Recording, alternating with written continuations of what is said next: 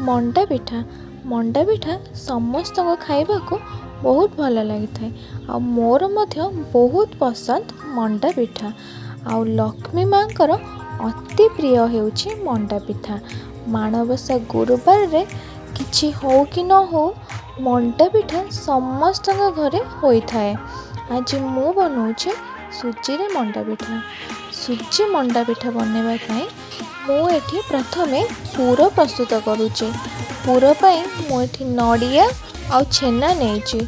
छेना को मु प्रथमे गुड़े भाजिकी रखी। नड़िया कोरा, चीनी, गोलमरीच गुंड, गुजुराती, तेजपत्र आ छेना को पकई भलसे भाजिकी पूर तैयारी करी। पूर तैयारी कर सारा पर कड़े पानी पकईकी लुण पकईली। लुण पकईकी सुजी पकईकी गोलैकी भलसे जंतिली। जंतनी को 3 ରୁ 4 मिनट जाए भलसे जंतिबे। मोर ये पानी कम है बोली मुझे आउ टे पानी मिसौचे। पानी मिसेकी भलसे जंतिली। मुझे टे गुआ घी मिसौचे।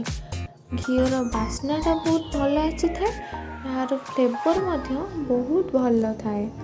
घी मिसेकी आउ टे गोलैकी गैस को बंद करदेली। गैस बंद कर सारिकी आपको तल को ओल्हे नहीं आसिली। आणिकी किसी समय टे ठंडा हवा छाड़देली। बेसी ठंडा नुहे, अल्प अल्प टे उषुम थी। हाथ में टे पानी लगे भलसे चकटिबे। जिते चाहिए स्मूथ होनी चकटी चली।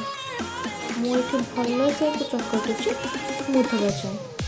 देखिपे मुझे भलसे चकटी सारे। देखिए केते स्मूथ बनुची।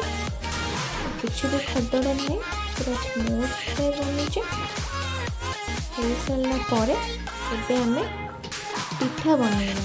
पिठा बनवाई आपण हिसाब रे छोट बड़ साइज करने गोला नेबे।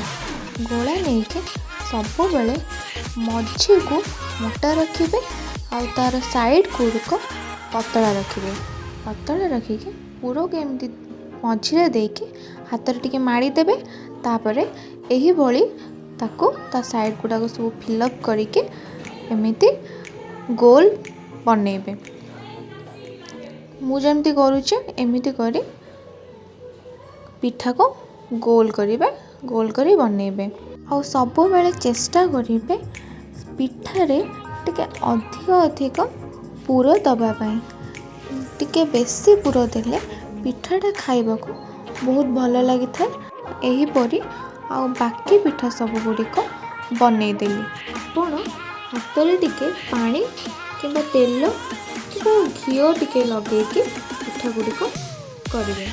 पिठा गुड़िक मुझे बेसी बड़ करनी बेसी छोट करनी मीडियम साइज पिठा गुड़िक सब करे। पिठा सब यहीपरी कर सारा पर मु कड़ई रे पानी गरम कली।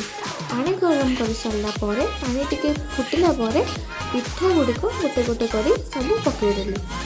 पिठा पकई सारिकी ताको छाड़देली किसी समय पिठा सिझापी। पिठा सिझिला बोली आम केमी जानवा। पिठा सिझिकी ये देखिपे पिठा गुड़िक सब सिझिकी ऊपर को उठी जाइए।